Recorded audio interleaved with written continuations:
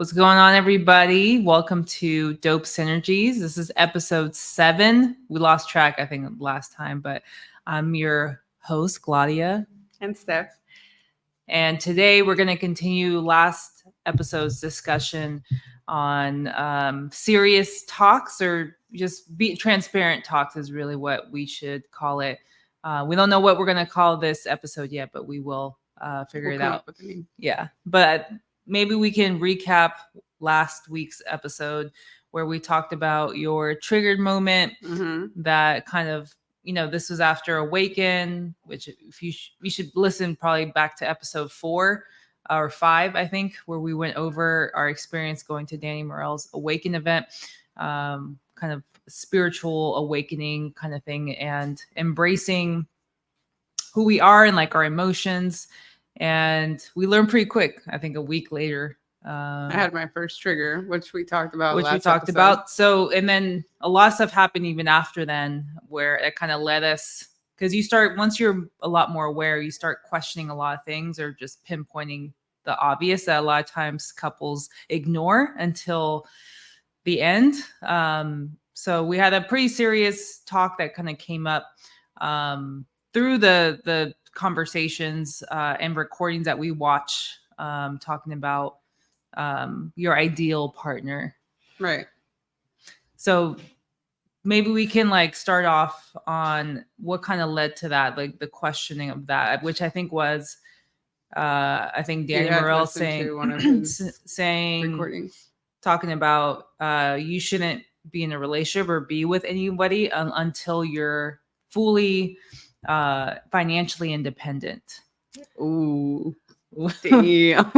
So what does that mean, right? What are you guys' thoughts on that? I mean, how often have we gone with somebody, and that's especially, I think I think it doesn't matter what culture you come from, money really isn't talked about comfortably. I know in my household that wasn't talked about, and if you did, it was like hush hush, like nobody talks about that. I mean, I was always taught to marry someone with money. Right. But that was it. It was like more for my financial security, to depend on a man and make sure that a man's got me financially. That's how I was raised, right? To think that. But even then, it was very taboo to talk about money, financial literacy, how to become financially independent. But that can trigger a lot of people, right? So he was basically saying, you can't be or shouldn't be in a relationship if you're not financially stable. Right. So then she came in to the room that day and shared the recording that she had listened to regarding not being with somebody if you're not financially stable, right? And that's all it took. And I'll kind of backtrack too, because again, money is always like I've had a scarcity relationship with money in the past, where I feel like I allowed it to control me and my emotions. So if it's like I had this amount in the bank account, that affected my mood, versus like having a more abundant mindset around it of like, hey, money's going to come to me no matter what. Right. I'm abundant. I live in an abundant lifestyle. So, for the most part, it was just having money was a lot, took a lot out of me, or I thought I had to work hard. And then I got a tech job, got married. And so for the longest time, I was the breadwinner. And I think there's a lot of ego attached to it. And so fast forward to the year that we met, it's been already over a year, which is crazy to think. The year that we met, I come out of divorce. So whatever money that was coming in was still coming in, and I got laid off. And I was thinking about this too. So many things, when it's like you're dependent on someone, or somebody's dependent on you, and you have double income when you have somebody, and then that's taken away, and then you're laid off. So it was like I was really confronted with my situation, but instead of like being super transparent about it and just talking about it, right, I let my ego kind of take control and wasn't as upfront. So all these things kind of came up, and these are thoughts that she's had too. Because when I I'm brought like up kind of seeing it all go down too, right? right, well, especially with me quitting my job and everything like that. And I think just looking outside in, right, seeing her go through that journey of, yeah, literally going through a divorce when I had just met her, and then soon after gets laid off, then your roommate got laid off, then we had to help you move, and then we moved together, and then we moved to different places until we moved here and kind of parked here for now. But I see all the challenges, but she wouldn't communicate it to me. Right. So part of me is also like, okay, well, maybe she does have her shit together and I'm just kind of overthinking this or overreading it. But and you didn't feel comfortable bringing it up. I didn't feel comfortable again because money. I think we were pretty transparent and open with everything. I mean, we moved in right away. Everything we were pretty like open. Money, it's but like money, we made it happen. Like, oh, let's go here, let's go there, let's go eat here, let's go vacation there. But there was never a talk about like, how are you doing with money? Like, hold up, time out. Right. Let's have a money meeting, never. And even till this day, I think our relationship is getting a lot better, but we don't completely know how we are financially if we're keeping it real, right? Like there's a lot of things that we don't talk about, like how much we make or how much do we have. And these are all conversations that at some point you're going to have with your partner if you want to hit that next step, right? Like right now we're in the process of wanting to buy a property. And so for that, there's going to be another layer to unravel, as Danny says, of being super transparent. Like, okay, well, how much are we working with? But more than like the physical aspect of it, right? Of like, how much do you have or attract or earn? It's the relationship that comes with money. So in my mind, I thought that she had a better relationship than what I assumed she had. The reality is we're kind of on the same boat with our relationship with money and not being fully abundant or feeling worthy of having it. So I think our relationship with money has gotten a lot better, but there's always definitely room for growth. And we're experiencing that second layer of growth right now, I feel like. But we had a deep conversation around money. And that's one thing that I think a lot of relationships don't have. And you need to be super transparent. I mean, we teach, Alex, our son, that money is very important. It plays a big role in everything that you want to do, right? In order for you to live a fulfilling life, you need money. In order to have the most awesome experiences, you need money. In order to travel and like, money is not everything, but it is definitely a tool to help you live your life at its fullest potential, stress-free, right? So I think part of me actually agrees with Danny. 50% of me, 50% of me is like, he's right. Like you shouldn't be with somebody if you're not financially stable. But what if you're already with somebody? Like that's. But what if you're already with somebody? I mean, I would understand if we were single. And we're that self-aware. Right. Yeah. But even then, if you become self-aware, should you call I know there's people who like call it quits, right? Right. Should you? And so we were kind of having a very open discussion and a heart-to-heart conversation. Like, well, what do you feel? And I'm like, well, I think it's kind of true, but then I also love you and I'm committed to you. So the other part is like, like that success story of like, let's work through this together and, we'll get to the top together and then we'll look back and say, this is pretty dumb that we're thinking of leaving each other.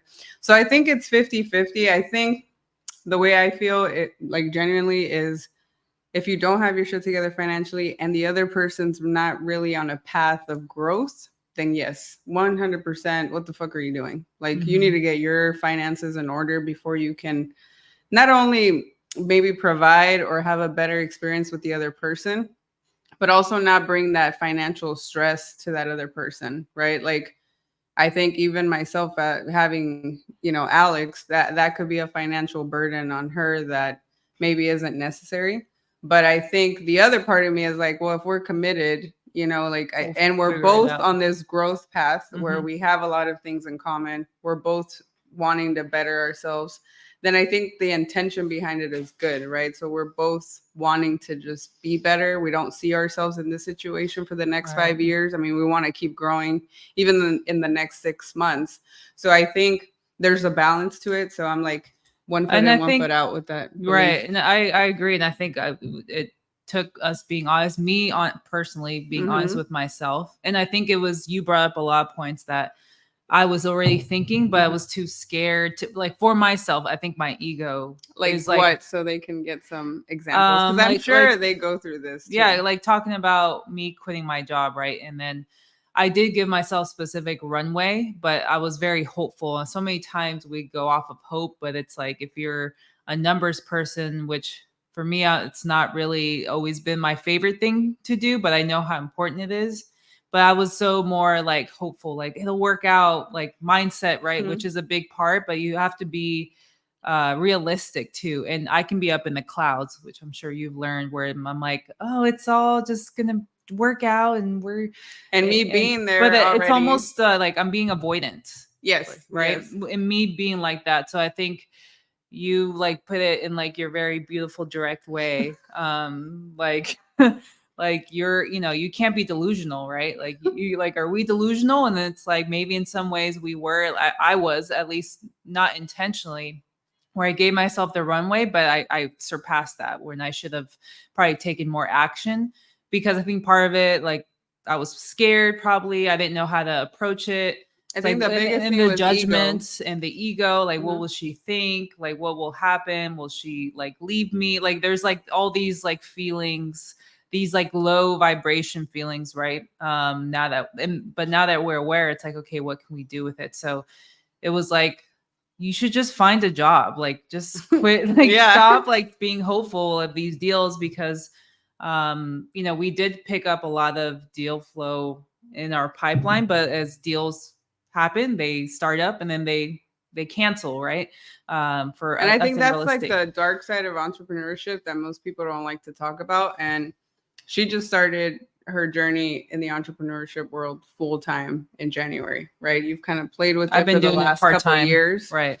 But It's a I've whole been different doing this beast. for the last 8 years or plus, right? So part of me didn't want to be the negative Nancy either. So part of me was honestly like, I don't want to say I knew it was going to go this path, but I knew there was a rooting for me, but you're I like, was rooting for "Oh, her, I know but where part this of me is like, goes." I know where this goes, right? Because Yeah. I'm still in it. Like I'm still struggling to build a scalable business 8 years in, right? So I wasn't trying to be negative Nancy, but I was also like, I don't want to take away from her You're trying to experience. just be realistic. You're the realistic person. But at the same time, I wasn't trying to take away from your experience. So I didn't want to be like, no, don't quit your job. No, don't do this. Because that's also something that can prevent you from really growing outside of your comfort zone. So I was like, okay, she wants to quit. That's actually a pretty good step. Like moving forward, she's building resilience. She's like really stepping out of her comfort zone. And then the second layer to it was her time frame, right? Her realistic time frame of hitting 6 figures in 3 months. I'm like, part of me was like, I don't know. But then the other part of me is like, nah, I need to support her, whatever she wants to do. But I'm going to just watch her go through it and then like be there to support her. Watch me getting punched and. No, but I mean, honestly, I can't take away from your reality. You're going to do it regardless, right? And as a partner, I think that's very important. It's like, you got to let them live through that shit. You can't live it for them and say, no, I've been there already. Don't do this. We can't be that parent. Like, no, as you can't. A partner, you're not the parent. And I think I've been there before too in previous relationships. What do our parents do? They try to protect you. So part of me was like, no, like stay here, do this, do that. I didn't want to do that to her. So I'm like, let me just watch her go through it, but be there as support. And I did. Like even throughout the journey, I'm like, hey, this has happened to me in the past. This is how I navigated through it. You're going to have these sick thoughts, and this is how I navigated through it. Right. You're going to have these doubts, and this is how I navigated through it. So like, I kind of think I helped a lot in that sense. Yeah, you did. But I still wasn't like, you should not do this, Like I was just like, you're gonna feel like this, but internally you're like, internally I'm screaming, wake the fuck up. But externally I'm like, I can just be there for her because that's her own journey. I don't want to take away from it, and I don't want to be overly protective. Like you had to go through this because now right? You took the leap of faith. Now So we had the conversation and I was like, well, what's worst case? Like you didn't hit your goals in that time frame. So what are you going to do? Just like sit there and cry and be mad at life and say I failed at entrepreneurship? No, you haven't failed. Like Alex Hormozy says, it didn't work out today, but it will at some point, right? Or something like that. So right.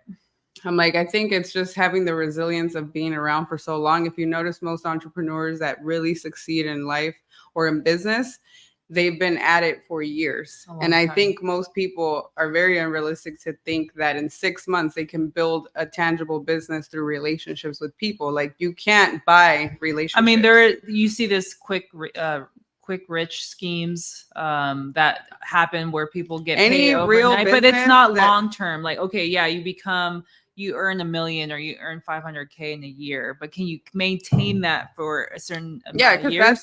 That's the other thing too, and that's a whole separate conversation. Is people want to hit a certain goal, but can you maintain that goal? Right? You want to hit 10 million or whatever it is, 100K a month. Can you maintain it? Right. So hitting it is number one. There's just levels to it, but I think that's what like kind of lures people, is like that quick rich scheme of like, oh, start your online business or do this, start getting into wholesaling. Times it's not even like the business or the amount, it's the freedom, right? Right. Entrepreneurship paints this picture like, I'm going to have this freedom of time. You're going to have this flexibility of schedule. You don't listen to anybody. You don't follow anyone's rules, which is true, right? You don't have to follow you, but you have to follow your own, because whatever you put in is what you're going to get out. So you leave your 9 to 5 to now find yourself working 24/7, trying to build a business, trying to do side hustles, trying to survive. And that's where you get caught up. So I think both worlds, both a 9 to 5 and entrepreneurship, are both hard.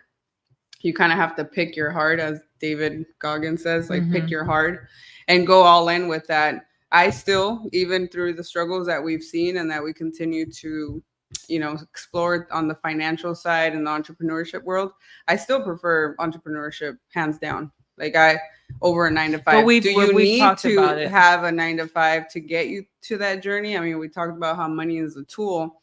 Having a 9 to 5 it helps. It helps. Yeah. Like, there's no problem in having one. And I think sometimes like your ego doesn't want to accept that, hey, for now, it's still in the cards that you need a regular job, because this shit. But we did talk about this too. I think probably the month before then, and it was just it didn't really like hit me, because I think I was really delusional, because there were some deals lined up, but I've learned, and this is something I knew, but it's like there is that like little bit of hope that you're just like, okay, but this can close then.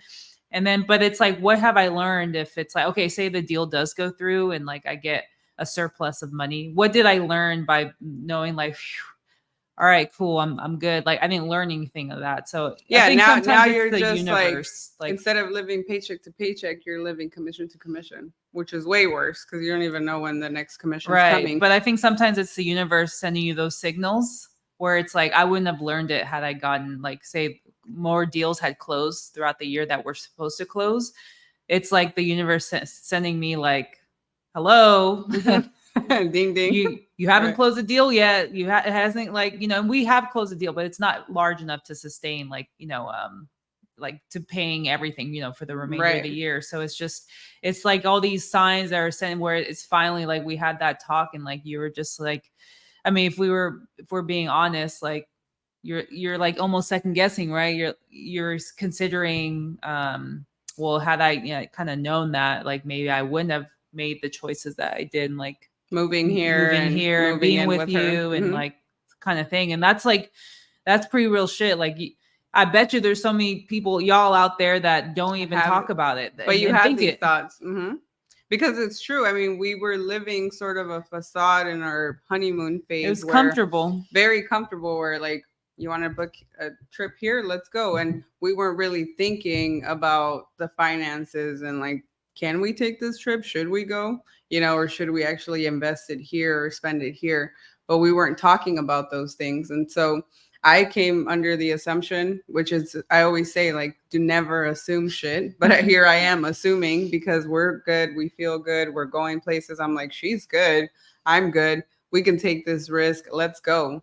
And then, now fast forward almost a year later, I'm like, like I did find myself questioning, like, did I make the right decision? I always think that I'm always making the right decision, because that's the story I want to keep telling myself, is things are always working out for me, regardless of the situation right now. So I never thought like maybe I shouldn't have done it, but I did question my reality. Like, is this the right move for me right now? Should I be doing something else? Meaning, should we like split up? Maybe I'm taking away from her time as well, and like her journey. And I'm expecting, because here's the other thing too, is I was expecting a lot from her, and I found myself expecting. And so we're already starting off on the wrong foot with expectations, right? And I just caught myself like, okay, I need to stop expecting this from her, XYZ from her, when if I'm really analyzing the situation outside in, she can't even support herself right now. So then why do I expect for her to be there, for me and Alex in the present moment? And then she just got really real. We were like really quiet. I was like wanting to break down, but I knew it was like true. It was deep shit. I mean, I felt good just letting it out. And I know for her, and hearing myself about the expectations, I think it also kind of reassured to her that, hey, she's self-aware of the fact that she has these expectations that she shouldn't be having. And then also for you, I think after we had that talk, you're like, okay, well, maybe I don't have to worry about her expectation. She's allowing me to just like go and venture off and do my own thing. For now, it's game time for her and work mode. And if that means she's out working all the time, it is what it is, because I can't expect more than that right now. I should really, you shouldn't be expecting anything from, your significant other.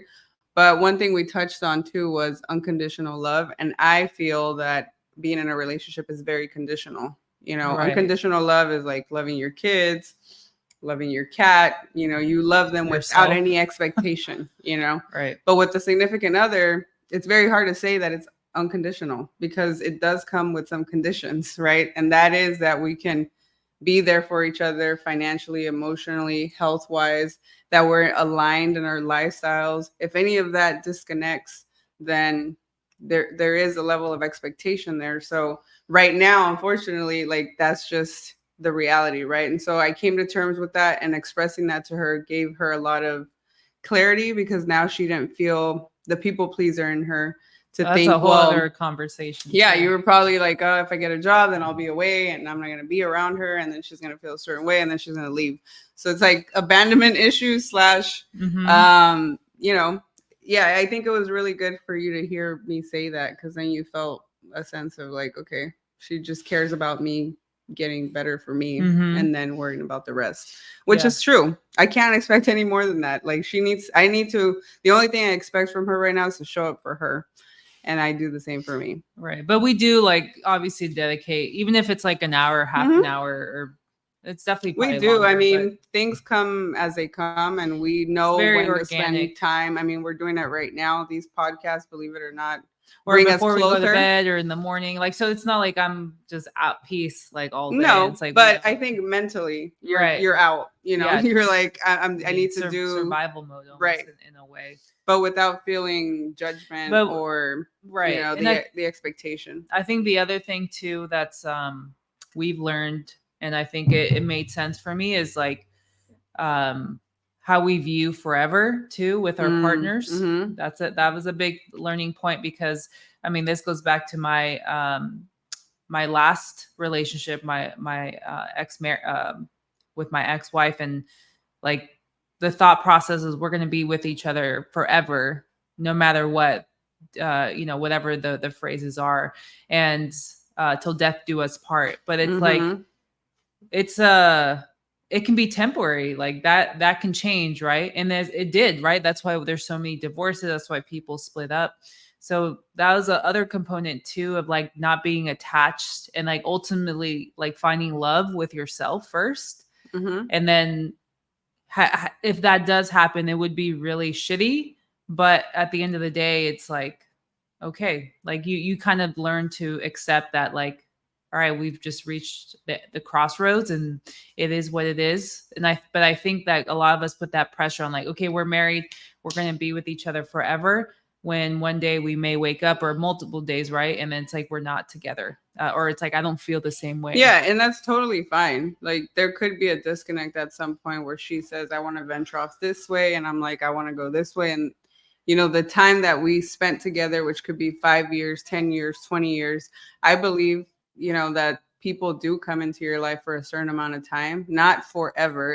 If it was forever, awesome, but I'm not going to be attached to that idea because it's also delusional. It's also like it can be used as manipulation too. Big time, but we're supposed to be together, and I think that was the biggest thing too of why I held on for so long in the last relationship, because I was like, well, first, like, what, the people pleaser, what are people gonna think? Like, I'm in a technically happy relationship, somebody who cares and loves me.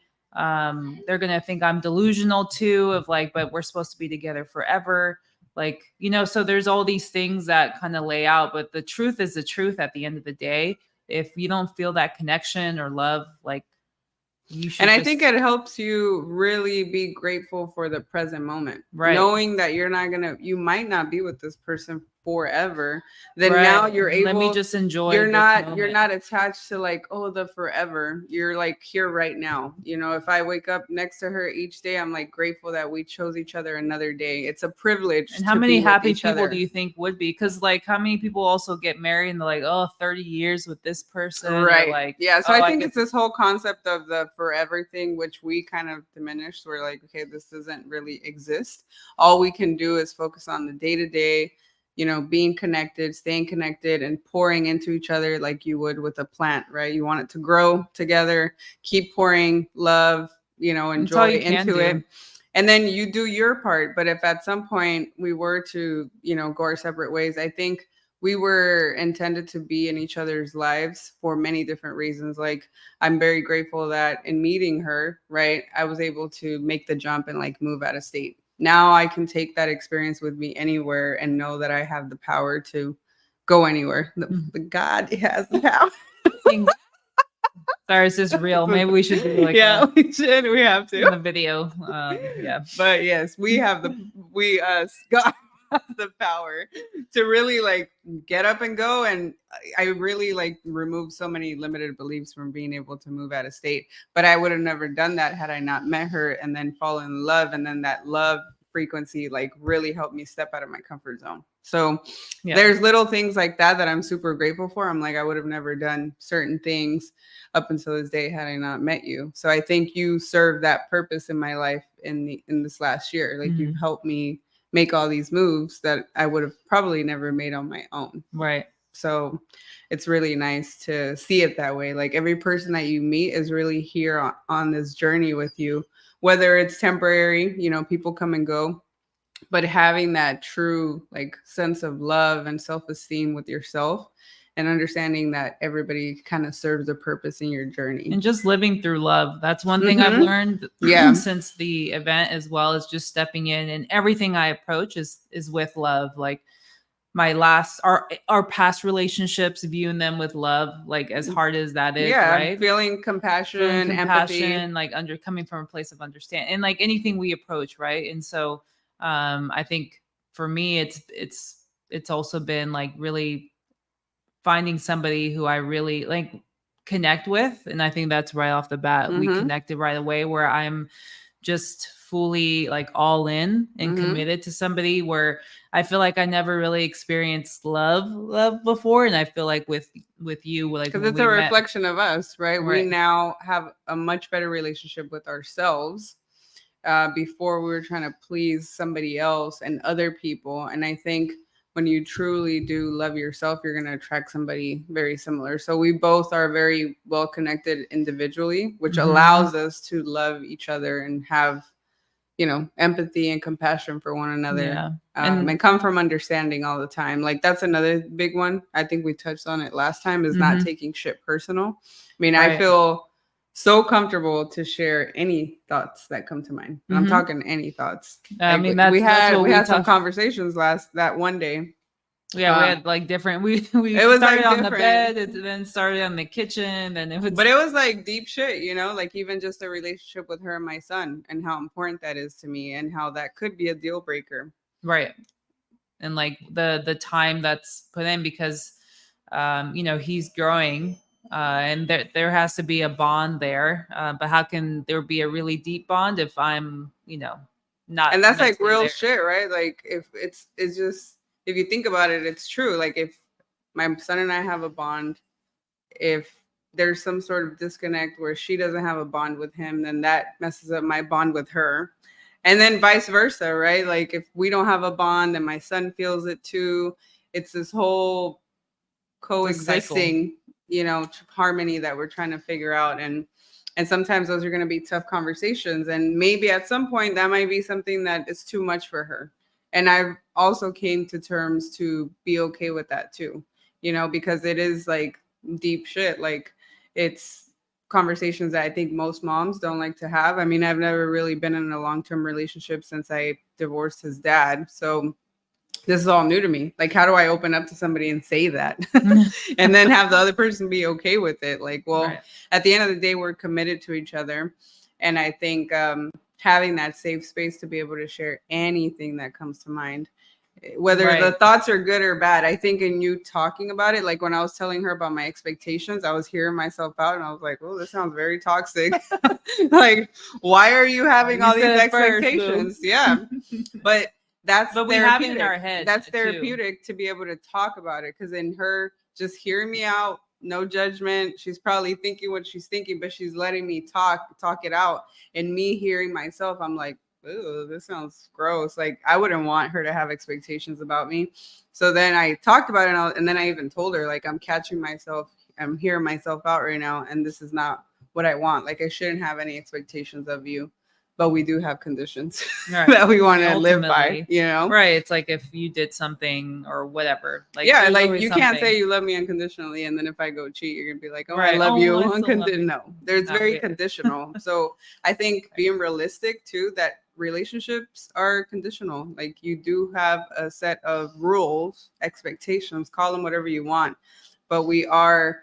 Like and we have mutual respect. We put them on the person that we're with instead. Like just focus on loving you, and if you're good, like naturally the person you connect with is going to ride along your journey with you. And I think that's where we're at too, where it's like, hey, we really really enjoy like our time together and like we do our lives together. And like ideally, yes, we would love to spend forever and be little viejita comadres, like in our rocking chairs, and, right? In our 80s, right? But like at least it kind of, like you said, allows us to be in the present. And I know at least right now, or every morning, right, I tell you I choose you. I always say like every day you choose your partner, and like up to this point, up to today, we've chosen each other, and being grateful for it too. I think looking at it more as like I get to live with her, I get to share life with her, rather than nitpicking what we don't like about each other. You can focus on whatever you want. And we've talked about the nitpicking too. We have. No longer, I mean, I'm sure there's little stuff, but for me, it's like, it's just not worth it. Like, yeah, I mean, I think we went through this phase where we were nitpicking, but I think it was part of the journey of us figuring out how to live together. She lived by herself without a kid. I lived by myself with my kid. So like, it was very easy for me to not get distracted with living with the kid, and the chaos that comes with it at times. So it was us, I think, trying to figure out how we live together. But yeah, and then in us talking about what the little nitpicks, we realized like that shit is really dumb. Like you, whatever you're focused on, of the little things, cups, toilet paper, all this, it's if you really take a step back, and think to yourself, well, if I lived alone, would I be bitching about all this? I would miss this. Like, I even think about it sometimes too, right? When I walk into Alex's room and I see all the Legos and I'm like, like this shit is just OCD for me sometimes. I wish I could see it clean. But one day I'm going to miss that. I'm going to miss stepping over the Legos. So it's like, again, because it's not forever, right? He's not going to be a kid forever. There's this constant change in life. And I think motherhood has taught me that, like, things will always change. So you always have to be okay with change and embrace it and be grateful for the moments right now. Is it a hard thing to do? Fuck yeah. I'd be like, clean up your Legos. I'm on top what you said 3 hours ago. But it's what I'm thinking, okay? In my head. Therefore, it's easier said than done. Right. I think that's a good But I place. practice the same thing with you, right? Like if there's certain things that bother me or irk me, I'm like, I take a few steps back now, and rather than saying, hey, I need you to do this next time like this, or don't do this, it's like, now I get to live with her. Like if she wasn't here, then I wouldn't be bitching about. I wouldn't have anybody to bitch with. I'd be alone in my own thoughts to yourself. and probably bitching at yourself. So it's like taking a step back. Is it really that serious? And is it something that I can work through? And am I just like in my head, right? Because I think when you're nitpicking, you're really in your head versus just taking the gratitude stance of, I'm grateful that I have a family. There's people out there that don't have one. I'm grateful that I'm not alone. I'm grateful that I get to share. You know, like taking it back to gratitude really helps me. It really does. And helps all of us co-live. And we even teach Alex the same thing. It's not easy, right? We're trying to also raise a kid while we're trying to become self-aware, become self-sufficient financially, emotionally, health-wise. It's always a constant journey, but we're getting through it day by day. We are. I think that's a good place to stop. But yeah, let us know what you think, because again, this is something that's not talked about amongst couples. I don't care if you're gay or straight or whatever. It's important to have those conversations and evaluate like where you're at in your life, like who you're with. If you're at any moment, you should be able to speak your truth. Like that's one thing I've learned is like, it's crazy to think that the previous partners we're with, like we never didn't feel comfortable at ever like speaking our truth because of the judgment, or it would be used against us. Or fear that the other person will leave you, right? Like I had my little anxiety moment, the previous episode or the one before, where I talked about my anxiety.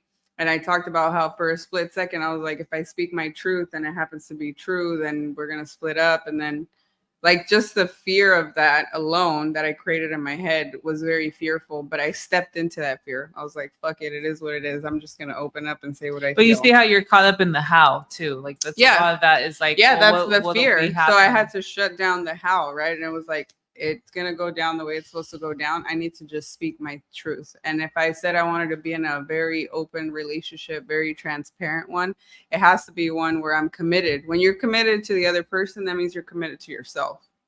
You're speaking to yourself. It's a mirror, being in a relationship. So I'm very committed to myself and staying true to who I am and how I feel, regardless of, you know, what the other person's going to think of me. Like, I'm not here to be the perfect person and show her like I'm perfect. No, I'm here to open up, you know, with her and have her see every layer of me without any judgment. I'm just coming from a place of understanding. And like your triggers and through my whatever our faults that will soon, because there's always going to be something like right now. Okay, financially, we're figuring it out, but once we accomplish that, we're very abundant in other areas of our life. And that's the other thing too that we've talked about is like living in the life of abundance. Okay, again, financially, we're getting there and living, but we're like through love, through like family, life, health. And it's not like we're struggling like, oh my God, we can't, you know, buy milk. Like we're super grateful. We fucking travel every other month. Right. You know, so these are first world problems that I was telling her that we're having. This isn't like, we're so blessed in many different ways, and we have many different opportunities to make money, earn money, create it, whatever. It's just our relationship. And I think we're now in a better place. We talked about it a lot during the event. I encourage you guys to go to like an Awaken spiritual event. One thing we do too is once a month we have like a business meeting or life check-in where we also simplified it. We had created all these crazy goals, again, being delusional and super hopeful. We brought it back to basics and we said, okay, what are like the 3 things that we want to focus on when it comes to health? And that was staying active, whatever the fuck that means to me or her, which is intense workouts, yoga, and, you know, some weight training.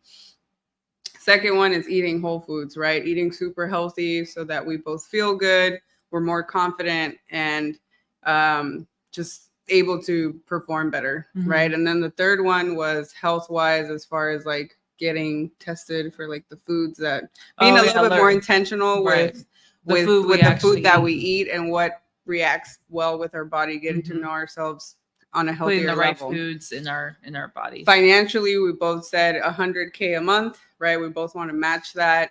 And then we designated like how much of that would be overhead spending and how much of that would be investing. So we escape the rat race, right, that we're in, because we can definitely escape it. We know this, and we have the knowledge. The second one was buying an asset. That I think assets that fell under financial, and then I forgot what was the third one. I took a screenshot of it. But it's just checking in on those goals, right? So now we're not being delusional. Now we're taking actionable steps. We're not so focused on how, right? We just wrote it down. Here are our intentions, health-wise, financially, with relationships. This is what, and spiritually too. And spiritually, right? Yeah. Those are like the 4 areas. We just wrote down spiritually, health-wise, relationship-wise, and money. And we wrote down 3 things under each bucket. Before we used to have like 20 things on each bucket when we first started. And even out of those 3, like we can prioritize one. Mm-hmm. Yeah. You don't have to overwhelm yourself and overcomplicate it. I think it's super simple. On the spiritual side, I mean, meditation, breath works, going to awaken events, or quieting our mind, really giving ourselves that time to be creative and think, and just not think about everything else, and have space for new thoughts and a new version of ourselves, since we're constantly changing and evolving. So I would say that's a really good one, and treating it and staying committed to that too. I don't think we've had ours this month. I think it's due today. But it's due. So we'll probably have it after this. And again, just keep it moving, keep doing the best that we can, be there for each other. And that's it. I think we'll leave it there. Well, don't forget to like and subscribe. I forgot to mention that in the beginning, but somewhere in the middle. Yes, and reach out to us. We definitely want to start doing some podcasts with other, couples or entrepreneurs. We want to hear what you guys think. Even 9-to-5ers too, wanting to transition into entrepreneurship. Let's have, open discussions.